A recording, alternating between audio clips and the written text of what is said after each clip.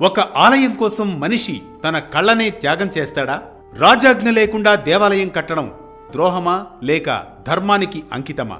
ఈ ప్రశ్నలన్నింటికీ సమాధానంగా సాగే అనగనగాలోని నేటి ఆలయ కథే కాదు ఓ మనిషి త్యాగంతో నిలిచిన ఆలయ కథే. కళ్లే కానుక చేసిన త్యాగానికి సాక్షి, ఆలయ రాళ్లే సజీవ సాక్ష్యంగా నిలిచే లేపాక్షి.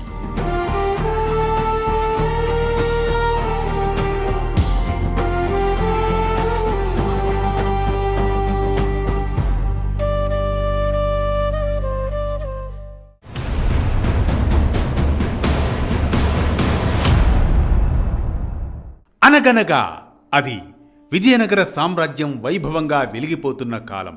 16వ శతాబ్దం, అచ్యుత దేవరాయల పాలనలోని కాలం. రాజకోశానికి అధిపతి విరూపణ్ణ. విరూపణ్ణకు ధనం తన చేతిలో ఉన్నా హృదయం మాత్రం దేవుని చెంతే ఎప్పుడు. అలా విరూపణ్ణ కోశాధికారిగా ఉండగా తనలో ఓ రోజు ఓ అంతర్మథనం.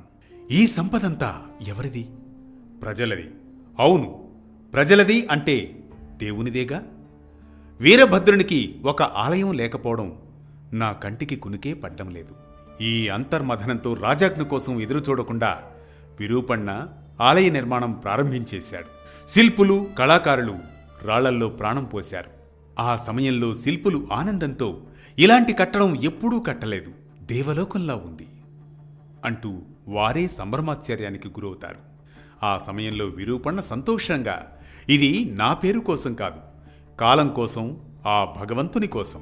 కానీ రాజ్యసభలో దీనిపై కుట్ర మొదలవుతుంది.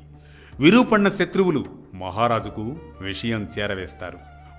మహారాజా, విరూపణ్ణ మీ అనుమతి లేకుండా రాజకోశాగారంలోని ధనంతో ఆలయం కట్టిస్తున్నాడు. అంతే. అచ్యుతరాయల కళ్లల్లో ఆగ్రహం. ఏమది? రాజాజ్ఞ లేకుండా ధనం వాడుకోవడమేనా? అతనికి శిక్ష తప్పదు. ఈ వార్త ముందే విరూపణ్ణకు చేరింది. ఆ సమయంలో విరూపణ్ణ నిశ్చలంగా, అవును, నాది తప్పే. రాజు శిక్ష విధించేలోపు నా మనస్సే నాకు తీర్పు చెబుతుంది అంటూ ఓ నిర్ణయానికి వస్తాడు. ఆ రాత్రి ఆలయం వద్ద ఒక దీపం వెలిగింది. ఒక మనిషి నిలబడ్డాడు. విషన్న వదనంతో విరూపణ్ణ అంతర్మథనం ఇది. అవును, ఈ కళ్లతోనే రాజధనాన్ని చూశాను, ఈ కళ్లతోనే రాజాజ్ఞను దాటాను. అందుకు ఒక్కటే శిక్ష. ఈ కళ్ళు ఇందులో ప్రధాన భూమిక వహించాయి కాబట్టి ఈ కళ్ళకే శిక్ష అంటూ ఒక్క క్షణంలో 2 కళ్లను తన చేతితోనే పెకలించి తీసివేసి ఆలయంలోని దక్షిణ గోడకు విసిరి కొడతాడు. ఆ గోడపై ఎర్రటి గుర్తులు నేడు కూడా చూడవచ్చు. రాజు వచ్చాడు, మౌనంగా నిలబడ్డాడు. ఆ సమయంలో అచ్యుతరాయలు వేదనతో, విరూపణ్ణ, నీ శిక్ష నా మనసుకు పడింది, కాని ఆలయం ఆగిపోయింది, అసంపూర్ణంగా నిలిచింది. అలా లోప అక్షిగా క్రమంగా అది లేపాక్షిగా, అంటే కళ్ళు లేని స్థలం లేపాక్షిగా మారింది. ఇది ఓ కథనం కాగా లేపాక్షి గురించి మరో పురాణ కథనం కూడా ఉంది. అది రేపటి అనగనగలో చూద్దాం. లేపాక్షి ఆంధ్రప్రదేశ్లోని హిందూపురం సమీపంలో ఉంది. ఎంతో నైపుణ్యంతో కళాత్మకంగా నిలిచే శిల్ప సౌందర్య ఆలయం లేపాక్షి. ఈ ఆలయానికి 1 కాదు 2 కాదు ఎన్నో ప్రత్యేకతలు.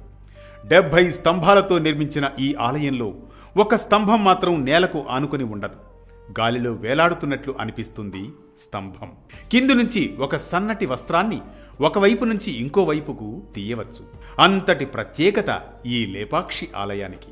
ఇది కళ్లే కానుక చేసిన త్యాగానికి సాక్షి, ఆలయ రాళ్లే సజీవ సాక్ష్యంగా నిలిచే లేపాక్షి ఆలయం.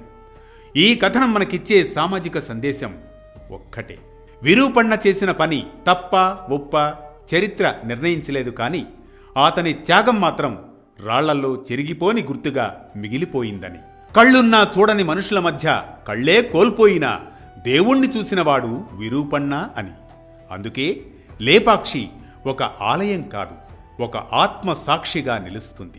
ప్రతినిత్యం ఓ పురాణ కథనం, సూటిగా స్ఫూర్తిమంతంగా సామాజిక సందేశంగా, ధర్మం చెప్పే కథల సవ్వడి, జ్ఞానం చెలరేగే కథన ఒరవడి. అనగనగా అంటూ మళ్లీ రేపు పలకరిస్తుంది ఆరుబయట వెన్నెల్లో జోకట్టే కథల్లా వేటు న్యూస్.